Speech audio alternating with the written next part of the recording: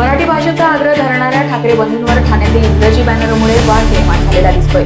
नितीन गडकरी 3 हात नाका परिसरात झळकलेल्या इंग्रजी बॅनरवरून विरोधकांनी ठाकरे बंधूंवर जोरदार टीका करत प्रश्न उपस्थित केले आहेत। भूमिका आणि कृतीत विसंगती असल्याचा आरोप करत हा मुद्दा विरोधकांकडून उपस्थित केला जातोय। मला ते एक बॅनर फक्त लागलेला आहे हिरानंदानीमध्ये। त्या भागामध्ये बाहेरून म्हणजे बाहेरच्या राज्यातून येणारी जी लोक आहेत, ते IT सेल्समध्ये काम करणारी लोक तिथे खूप मोठ्या प्रमाणात आहेत। सो आमचं विजन हे त्यांना कळालं पाहिजे म्हणून आम्ही तो त्या भागामध्ये त्या परिसरामध्ये इंग्लिशमध्ये बॅनर ठेवला।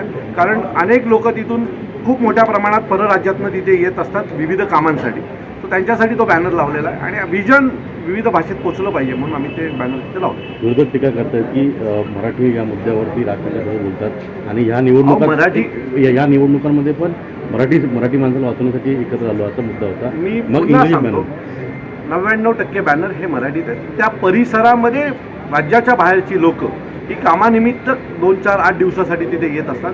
आमचे विजन त्यांना कळावेत म्हणून तो बॅनर इंग्लिशमध्ये मी खरं तर उबाटा मनसेला इंग्रजीमध्ये त्यांचा प्रचार करावा लागतो हेच खरं तर गमतीचा विषय आहे। कारण नेहमीच मराठीचा पुळका दाखवणारी लोक आज त्यांना इंग्लिशमध्ये स्वतःचा प्रचार करावा लागतो आहे। खरं तर आपण वर्लीमध्येही त्यांचे गुजरातीमध्ये बॅनर बघितले।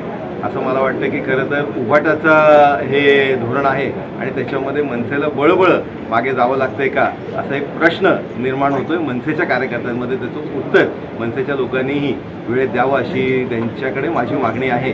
आणि खरं तर हे एक केविलवाणा प्रकार त्यांच्या प्रचारामध्ये दिसतोय। त्यासाठी आम्हाला काही करू, आम्हाला खुर्ची पाहिजे आणि खुर्ची मिळवण्याकरता मतं मिळवण्यासाठी काही करू, कधीही वेगळे होऊ, कधीही शिव्या देऊ, कधीही बरोबर येऊ, तसंच इंग्रजी बॅनर पण लावू।